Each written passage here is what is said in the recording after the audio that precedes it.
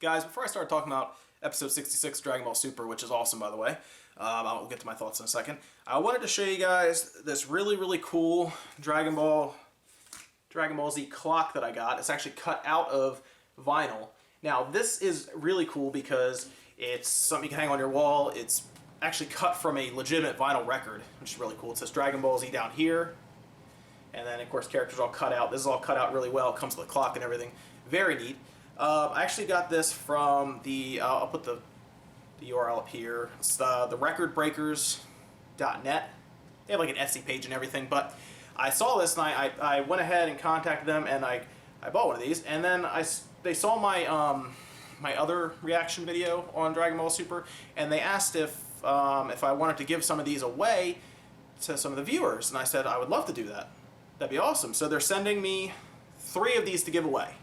I'm keeping this one, but 3 of these are being given away, and the way that works is I'm going to post something on my Twitter page. So go to @SpawnWaveMedia, and you'll see a tweet for this contest. All you have to do is follow @SpawnWaveMedia and retweet this. You'll see it the contest. Retweet it, and you're automatically entered. That's it. We'll pick 3 winners. I'll ship these clocks out, and it's very cool. You can hang on your wall. Dragon Ball Z has the figures cut out at the top. Very neat. And also check out their shop on their Etsy page. They're kind of they're like a small town bunch of people making these vinyl records. Very cool. They do a lot of stuff, superheroes, bands you like, and they can do custom orders too. So don't be worried about sending them a message. They'll help you out. They're very nice people. So the recordbreakers.net is theirs. Check out our Twitter page so you can win one of these clocks. Now let's get on to Dragon Ball Super 66. Episode 66 is in the books now. Just got done watching it, and I gotta say, I actually really like this episode. I'm seeing a lot of stuff pop up online now where people are kind of annoyed by the episode, but I actually liked it a lot, and I'm gonna kind of go through it and explain why. This is kind of a reaction of what I saw when I was watching the episode, and it was, it was a good episode overall. In the beginning, we did get basically Goku actually using the Kaioken technique with his Super Saiyan Blue and kind of basically kicking Zamasu right in the face and knocking him out, and that was great. But it was pretty obvious Goku and Vegeta were pretty much spent, and Zamasu was fine. He actually ended up getting up. He lost his circle, those behind him, the white halo behind him, but he seemed fine after that. He did start kind of like transforming into all purple and everything. It was kind of neat, I guess. It made him different. But at that point, they knew that they needed to fuse. It was pretty obvious. Supreme Kai kind of takes his earrings off, gives them to Goku. They both pop a Sensu Bean, and Vegeta did not seem interested too much in fusing. Goku was kind of on the other side, saying, "Yeah, we should fuse. Yeah, we should fuse." Vegito, the form that they create, Vegito is very powerful. They should both remember how strong they were against Buu. But as Saiyans, they're usually not super interested in using someone else, having someone else help you. But they ended up fusing. I will say the one thing I kind of wish they had done more with was the transformation. It was pretty much just put the earrings on, flash a light, and they're there. Like before, they kind of had them spinning around and hitting. This was in Buu, and then you kind of had a little bit more of a dramatic entrance. In this one, it was pretty much just put on the earrings, white flash from, you see him far away, and then he just kind of drops right in the frame. But they needed to kind of speed this up because there was a lot that had to happen in this episode. So they skipped that. He doesn't even fight in his base form. He instantly goes Super Saiyan Blue, right away. There's just no question. He doesn't even think about it. So right away he's fighting at full power against Merge Zamasu, and he is winning. He is definitely stronger than Zamasu, and they wanted to make that apparent. But they also didn't want to make it so that Vegito would get the upper hand the entire time and just be super powerful against him. They did make Zamasu more even with him than they did with Buu originally when it was Vegito showing up for the first time, and that's a good thing. It shouldn't have Vegito being pretty much a god character constantly. They have to give him some sort of challenge, and they did that this time because Zamasu, while he didn't get a lot of good hits in on him. There were a few times where he hit him pretty hard. He knocked him down, and he was going to kill him with his pink sword and hit him with that. But of course, Vegito, in a flash, jumps up, and I really wish they had done a little more with this, but he hits him with his sword because he has a spirit sword as well.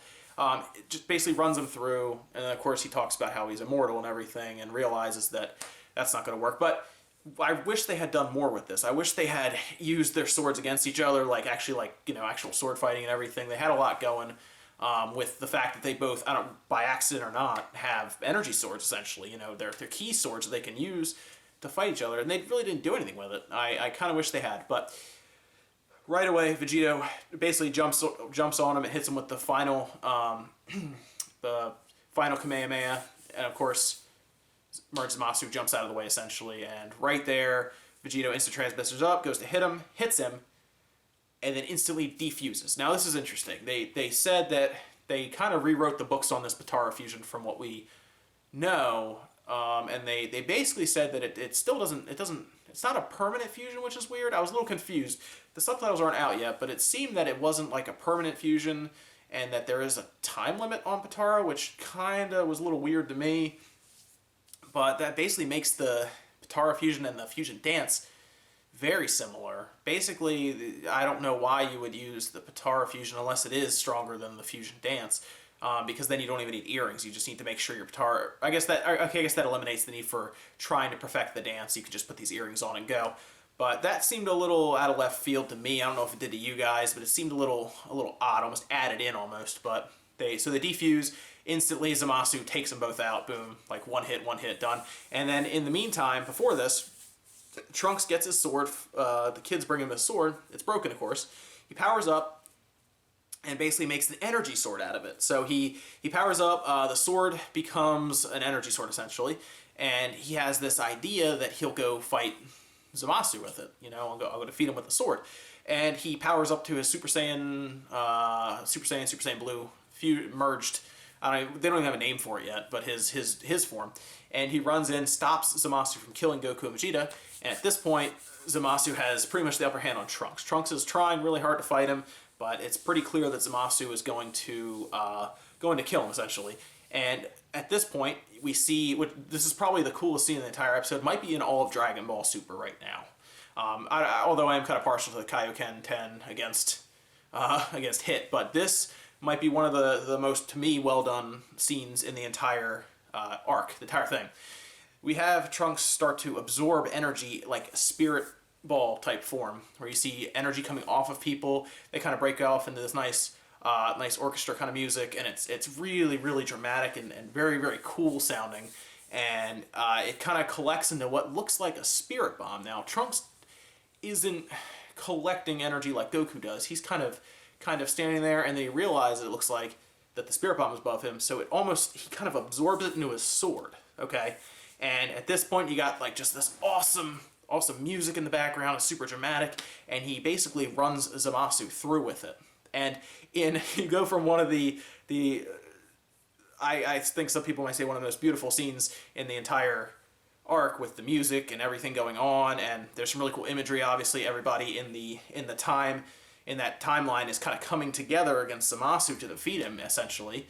And you have Trunks, who is the hero of that timeline, which, again, this all makes sense. Some people are going to be mad because Vegito was only in it for like 10 minutes, and he was going to win, but of course he defuses.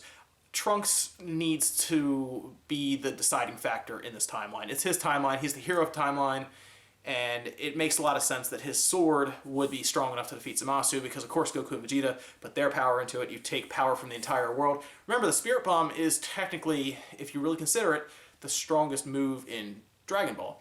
It's defeated Buu. It defeated essentially Omega Shenron in Dragon Ball GT, even though it's not canon. They still keep... The Spirit Bomb is the most sold move in all of Dragon Ball. So it makes sense that from all accounts, that appears what it is. If it does merge into his sword, that he would be able to kill Zamasu with it. And it would have, Vegito was cool, but it wouldn't have made a lot of sense for him to kill Zamasu, only because this should be Trunks' arc. It should be his timeline to save. So at that point, he runs Zamasu through. We go from one of the most beautiful scenes to one of the most violent in Dragon Ball Super, because not only does he run him through, he pulls the sword back out, starts from essentially his crotch, and cuts him straight up the middle. So straight up the middle, like how he did to Frieza, except the other way. Instead of coming down, he just cut him straight up and down from the bottom up. And it's pretty clear that Zamasu is hurt badly, because if not, he's dead. I don't know if we don't know yet unless he's dead, but he's hurt badly, obviously. That sword hurt him, and it cut him open. He's got like white light shining out of him and everything, so there's a good chance that Trunks just killed him. If not, Zamasu is really hurt, and if that doesn't kill him, though, they're going to probably need to call Zeno.